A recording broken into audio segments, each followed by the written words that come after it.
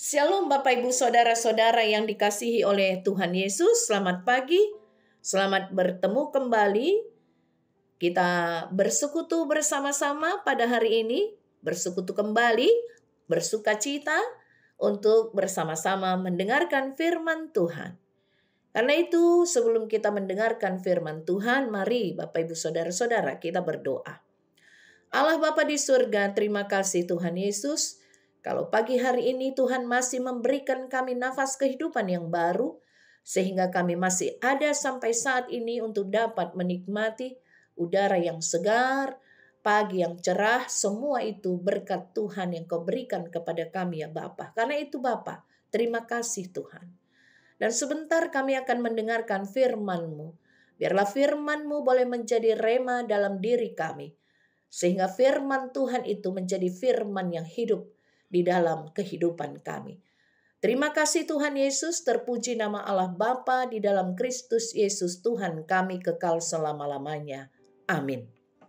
Bapak Ibu Saudara-saudara, firman Tuhan yang akan kita dengar pada pagi hari ini diambil dari kitab Yohanes 10 ayat 10, demikian dikatakan oleh firman Tuhan. Pencuri datang hanya untuk mencuri dan membunuh dan membinasakan. Aku datang supaya mereka mempunyai hidup dan mempunyainya dalam segala kelimpahan. Demikian firman Tuhan.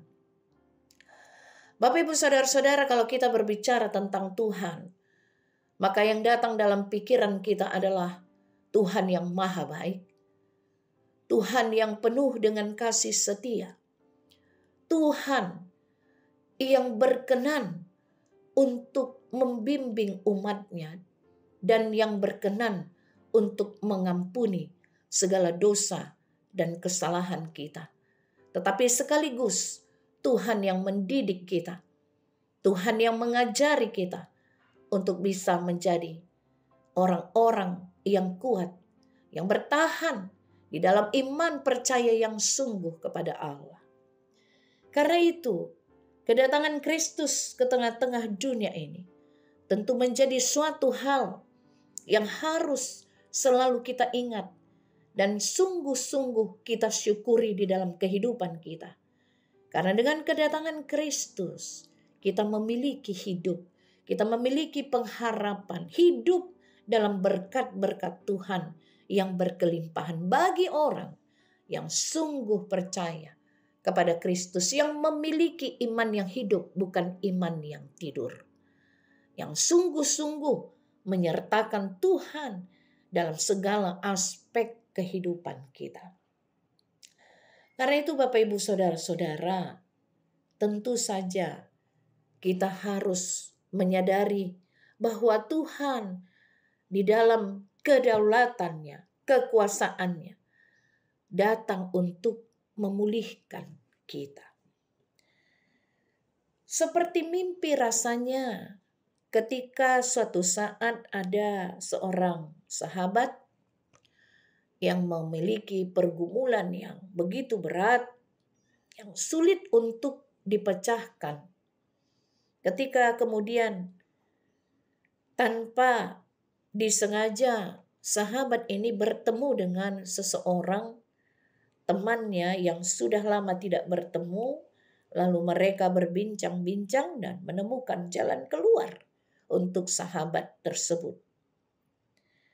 Maka dia langsung mengatakan, seperti malaikat yang diutus Tuhan, kawanku itu untuk menolong saya. Demikianlah yang dikatakannya. Lalu mungkin seperti mimpi juga rasanya ketika bangsa Israel merasakan pembebasan dari Babelonia. 70 tahun dalam pembuangan. Namun tiba-tiba Raja Sirus yang menaklukkan Babel mengumumkan pembebasan Israel. Mereka disuruh kembali ke Yerusalem dan mereka dibekali untuk membangun kembali bait Allah. Dan bukan hanya itu, masing-masing mereka dibekali dengan uang dan berbagai-bagai harta benda sebagai bekal untuk memulai kehidupan baru mereka di Yerusalem. Apakah kejadian itu benaran? Yang seperti mimpi? Iya, benar Bapak Ibu Saudara-saudara. Itulah perbuatan Tuhan. Memulihkan umatnya. Apa yang kita alami memang kadang-kadang seperti sesuatu yang sungguh mengherankan, yang tidak terduga, penuh sukacita, bahagia. Apa yang dapat kita lakukan ketika hal itu terjadi dalam kehidupan kita? Ketika Tuhan menolong kita, tentu penuh puji-pujian yang kita lakukan terhadap Tuhan. Bahkan memang setiap hari adalah hari yang harus penuh dengan puji-pujian untuk memuliakan Tuhan. Karena Tuhanlah, maka kita memiliki hidup dan memiliki berkat di dalam segala kelimpahannya. Karena Tuhan telah melakukan perkara besar kepada kita di dalam kehidupan kita ini. Bapak Ibu Saudara-saudara, ada dikatakan seperti ini. Orang-orang yang menabur dengan mencucurkan air mata akan menuai dengan bersorak-sorai. Orang yang berjalan maju dengan menangis sambil menabur benih pasti pulang dengan sorak-sorai sambil membawa berkas-berkasnya. Nah, ada sebuah pengalaman dari orang tua yang menjadi nelayan di Balige. Ini orang tua yang berkesaksian kepada kami. Ketika itu orang tua ini anaknya kuliah setiap pagi, lalu tentu saja begitu berat bagi mereka karena mereka memang datang dari keluarga yang sangat sederhana. Tetapi apa yang terjadi di luar pemikiran orang tua tersebut? Ketika anaknya kuliah, di sana setiap pagi ikan jahir terus berkumpul di belakang rumahnya. Karena memang kebetulan orang tua tersebut tinggal di pinggir Danau Toba. Jadi ikan jahir itu berkumpul di belakang rumahnya, di pinggiran danau itu.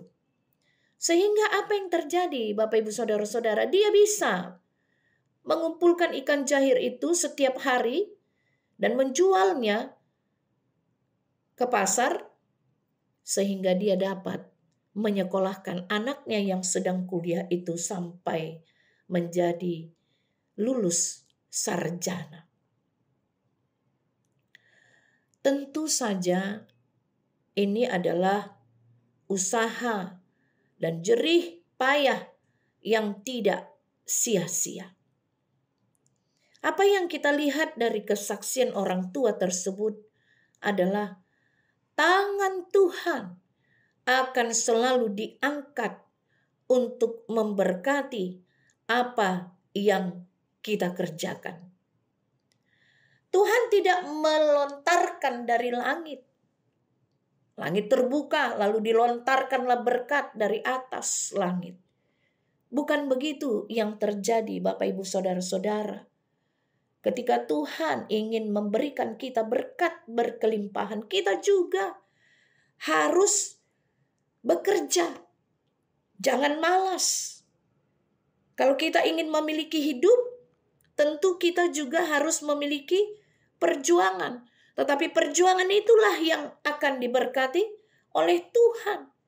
Melalui perjuangan kita, Tuhan memberi bagi kita.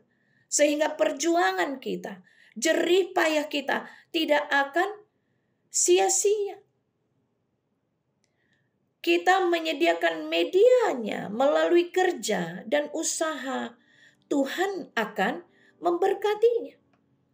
Tuhan akan menggantikan keringat kita yang berpeluh dengan senyuman, karena keringat kita yang berpeluh itu tidak akan sia-sia. Panen kita berhasil, pekerjaan kita berhasil. Ada sebuah buku karangan dari sebuah guru etos, dari seorang guru etos yang berjudul Kunci Kebahagiaan. Dalam buku itu dikatakan, kebahagiaan tidak di satu tempat, tetapi kebahagiaan ada di mana-mana dan ada pada orang yang mau bekerja keras dan berjuang. Ada seorang keluarga yang kaya raya kemudian jatuh miskin. Mereka hidup melarat. Tetapi kemudian mereka tidak meratapi keadaan, berdamai dengan diri sendiri. Lalu mereka bekerja sebagai tempel bam. Anak-anaknya sebelum pergi sekolah penuh kerja keras sampai akhirnya berhasil mendirikan berbagai perusahaan besar di Surabaya dan beberapa kota di Indonesia. Jerih juang mereka tidak sia-sia. Tuhan mendengar doa orang yang menangis karena beban hidup, dan Tuhan akan menggantikan air mata menjadi sukacita. Tuhan menggantikan peluh menjadi pelukan hangat dalam kasih Tuhan. Itulah hidup yang diberikan Tuhan kepada kita. Bahwa Tuhan setia memberkati umatnya. Tuhan memulihkan umatnya yang sedang di dalam pergumulan. Tuhan memberkati orang-orang yang mau bekerja keras dan menggantikan air mata dengan air mata orang yang berjerih juang dengan penuh sukacita. Tuhan memberikan hidup kita penuh dengan berkat yang berkelimpahan. Tuhan memberikan kita hidup asal saja kita sungguh-sungguh percaya Tuhan setia kepada kita. Amin. Kita berdoa. Bapa di surga, terima kasih untuk firman Tuhan yang boleh kami dengar pagi hari ini. Terima kasih Tuhan yang memberikan kami berkat kehidupan. Bukan hanya berkat kehidupan, tapi juga Tuhan memberikan kami keselamatan. Tuhan menebus kami dari segala dosa pelanggaran kami dan melayakkan kami ya Bapa. Dan kami menjadi bagian dari kerajaan Allah yang kekal. Ketika kami sungguh mau datang kepada Tuhan dan melakukan firman-Mu dalam kehidupan kami. Hidup kami penuh dengan kelimpahan berkat yang Tuhan sediakan bagi kami. Karena itu Bapa, terima kasih. Terima kasih untuk firman-Mu ya Tuhan, yang menjadi bekal dalam kehidupan kami. Terima kasih Bapa.